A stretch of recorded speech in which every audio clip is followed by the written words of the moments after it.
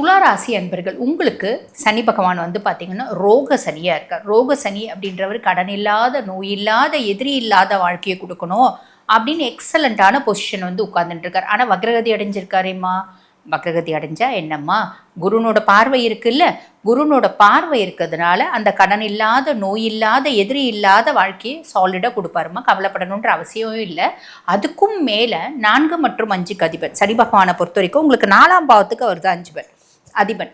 அதாவது சுகஸ்தானாதிபதி என்ன பண்ணுவார், வக்ரகதி அடைஞ்சிருக்கும் போது என்னோட கம்ஃபர்ட் குறித்து எனக்கு ஆழ்மனது ஆசைகள் நிறைய இருக்குமா.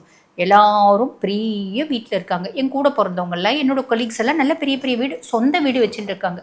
நான் இப்போ வரைக்கும் வாடகை வீடு, குருவி கூண்டு மாதிரி ஒரு வாடகை வீடு வச்சுட்டு இருக்கேனே. நான் பெரிய வீடு, அட்லீஸ்ட் வாடகை வீட்டுக்காவது போகணுன்ற ஆசை இருந்துச்சு. ஒரு டபுள் பெட்ரூம் ஃப்ளாட்டாவது சொந்தமாக வாங்கணுன்ற ஆசை இருந்துச்சு. ஒரு சின்ன ஒரு 600 ஸ்கொயர் ஃபீட்டாவது வாங்கி வீடு கட்டணுன்ற ஆசை இருந்துச்சு. ஒரு நல்ல கார் வாங்கணுன்ற ஆசை இருந்துச்சு. செகண்ட் ஹேண்ட் காரை வச்சு ஓட்டின்னு இருக்கேன். ஒரு புதுசாக ஒரு கார் வாங்கணும் அப்படின்ற ஆசை இருந்துச்சு. 2 வீலர்லேயே டெய்லி அலைஞ்சு முடியல. சாதாரண ஒரு கார்னா கூட ஒரு புது கார் வாங்கணுன்ற ஆசை இருந்துச்சு. இந்த மாதிரி எத்தனை ஆசை உங்களோட கம்ஃபர்ட் குறித்து உங்களுக்கு இருக்கோ அதில் பல ஆசைகள் நிறைவேறும்.